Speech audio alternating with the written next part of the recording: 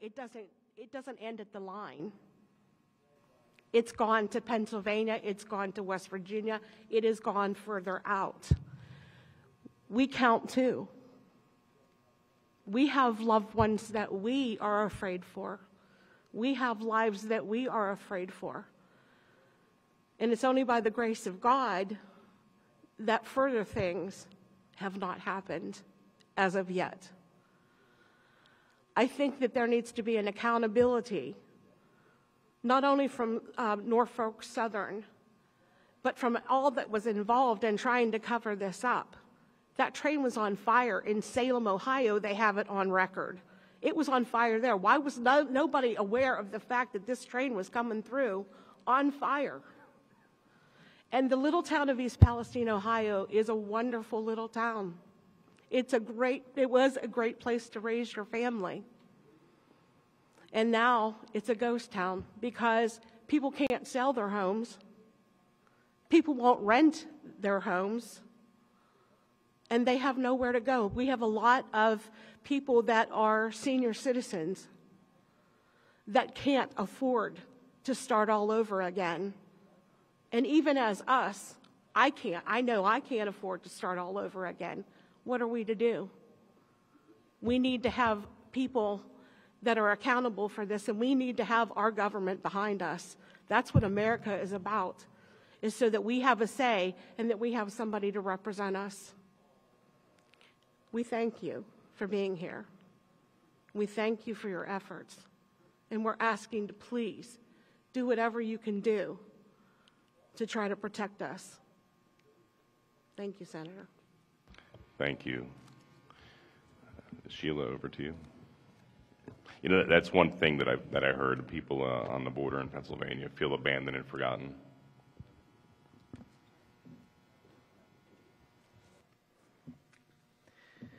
My name is Sheila Stigler, a resident of Slippery Rock Township, Lawrence County, Pennsylvania.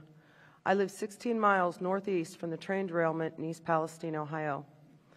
My family are modern-day homesteaders.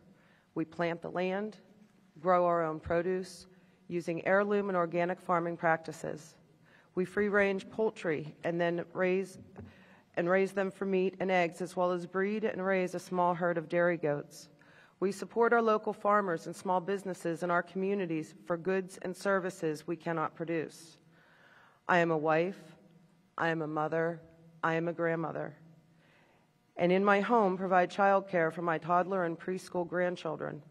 My concerns are for the potential short and long-term effects on my family and the impact on our homestead after becoming aware of the derailment on Friday, February 3rd. As the seriousness of the situation developed, my concerns increased.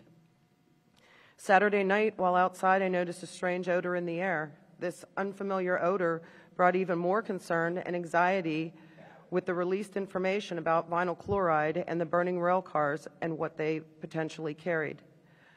Those chemicals were being released into the air and, dependent on the wind direction, could be carried over our land, saturate the air we breathe, and be deposited on any surface, living or non-living. We immediately put our livestock indoors to lessen the risk of any chemical exposure, as well as began destroying our eggs as a precautionary measure. To my disbelief, an online search for information and direction from our Pennsylvania elected officials resulted nothing. I was shocked to find our governor was not on location or addressing the impact on Pennsylvania. Communities of Pennsylvania residents were fearful. We were faced with uncertainty. We felt abandoned and on our own. While according to Governor Shapiro's Facebook page, Saturday, he was out of town hobnobbing at the Grammys with Smokey Robinson. Monday morning, February 6th, I phoned my local representative office and Governor Shapiro's office. Neither office could answer any of my questions. Governor Shapiro's office put me through to PEMA. Their secretary took down my contact information, yet I never received a return call. That afternoon, for the first time, I saw Governor Shapiro during a press conference issuing a warning of the impending detonation and controlled burn of the hazardous rail cars. I took care of our livestock and remained indoors the rest of the day. As 0 hour arrived, I watched horrified live news coverage of the Ohio Chernobyl.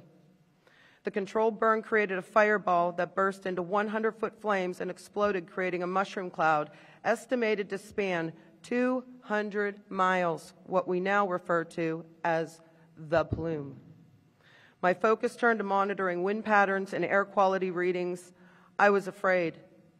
The following morning, my worst fears were confirmed. At 10:30 a.m., the wind changed direction, blowing the plume directly over our area. Our air quality spiked, more than doubling, as reported from the Newcastle monitoring station. Later that night, I walked out of our barn, noticing tiny particulates like fine ash floating down through the air. In the words of Sir Isaac Newton, what goes up must come down. According to the National Oceanic and Atmospheric Administration, or commonly referred to as NOAA map, of their hypersplit model, particle cross-sections, particle positions, and the number of particles plotted for February 8, 2023. Here's a copy of the map. I'm sure you've all seen this.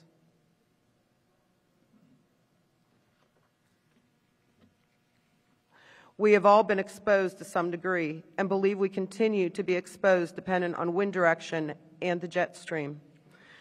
There are still hazardous chemicals present in East Palestine and the water.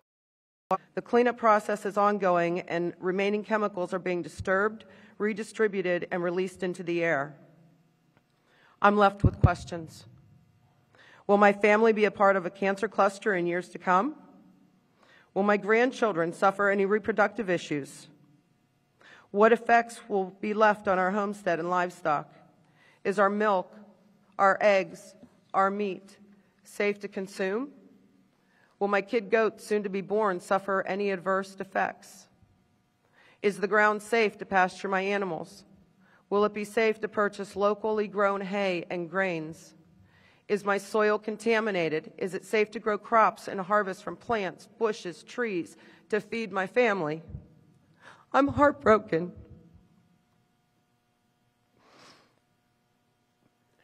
Wednesday, February 8th, my husband and I developed sinus congestion, sore throat, and a cough. My dog for 2 days had intermittent shivers and a cough. Vinyl chloride at that point was detected hundreds of miles away in the Ohio River. I heard reports of dead aquatic life and animals around the East Palestine area and beyond its borders. I began to question the safety and effects on our food supply chain from an area that is predominantly sprawling, rural farmland dotted with small towns and villages.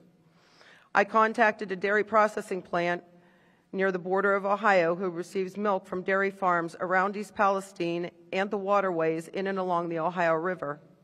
I spoke with their lab chemists and they shared my concerns. They informed me they were a microlab and not equipped to test for the chemicals I mentioned from the EPA report. That type of testing was under the jurisdiction of the Department of Agriculture. To their knowledge, the Department of Agriculture was following the lead of the Food and Drug Administration. They're not aware of any testing that was being done and have enabled the milk. To date, my question is, what testing has been conducted and under whose oversight?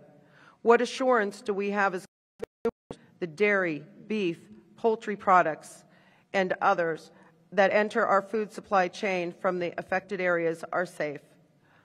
What effects are these toxic chemicals have,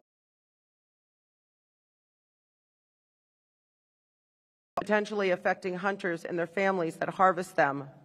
Now we are hearing talk of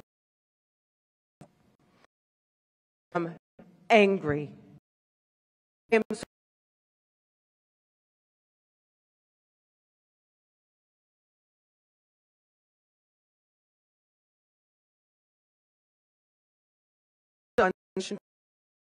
Resources and the public estate.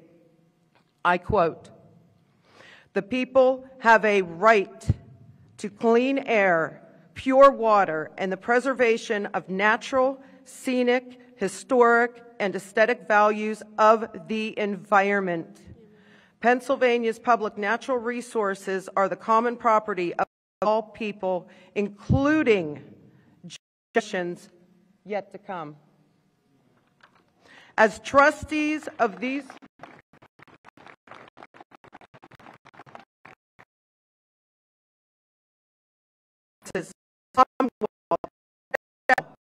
conserve and maintain them for the benefit of all people. Again, I thank you all for being here. You are those trustees. Federal agencies and Congress have been siding with the rail industry lobbyists and have limited regulations governing the rail industry's safety requirements for transportation of hazardous and combustible materials. The lobby group American Association of Railroads, AAR, has a record of arguing against safety requirements, stating proposed safety mandates would be disruptive and costly to the industry. The American Chemistry Council lobbied for chemical companies to weaken safety regulations and exempt certain hazardous chemicals from safety mandates and adopting regulations that put the people at risk for cost-saving convenience of business. Governor Shapiro, I heard you say at your last press conference, putting the people first. Are you going to allow